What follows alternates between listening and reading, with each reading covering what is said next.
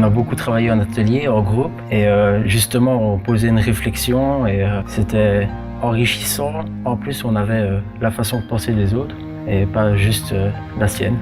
Je me suis engagé dans le projet parce que je suis un fan d'histoire et que je trouvais que c'était intéressant de pouvoir se lancer dans un projet comme celui-là. J'avais déjà lu le livre et je trouvais ça très intéressant. Et puis comme je suis en 5e et que cette année avec l'Athénée on part en Pologne, je trouve ça encore plus intéressant de savoir un peu l'histoire qui s'était passée avant.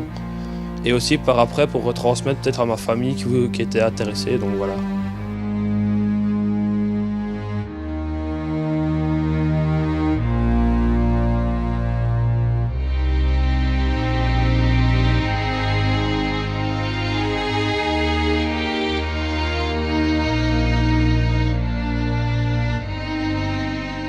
Premièrement, je ne connaissais pas beaucoup la vie d'Anne Frank.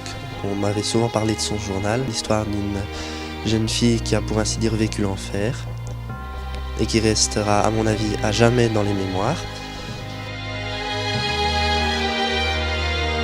Au début, c'était surtout parce que je connaissais quasiment rien sur Anne Frank et que moi je voulais un peu découvrir sa vie parce que je n'avais jamais lu son livre. J'ai juste entendu Anne Frank a vécu et elle a écrit un journal intime durant la Seconde Guerre mondiale et qu'elle est morte dans un camp de concentration.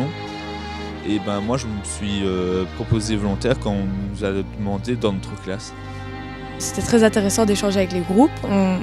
On s'est senti, je trouve, pendant la formation, on a presque appris à connaître les personnes.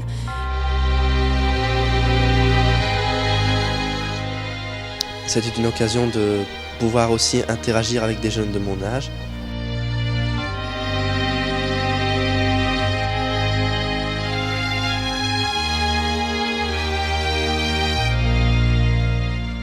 Je trouvais ça important de faire partager un savoir que des adultes m'avaient appris et de faire passer ce message à des jeunes et le fait que ce soit de jeunes en jeunes, je trouvais que ça pouvait plus affecter les enfants et les adolescents.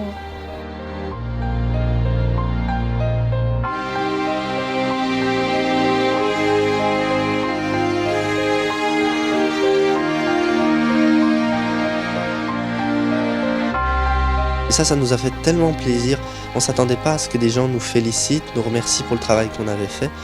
On a senti une certaine gratitude.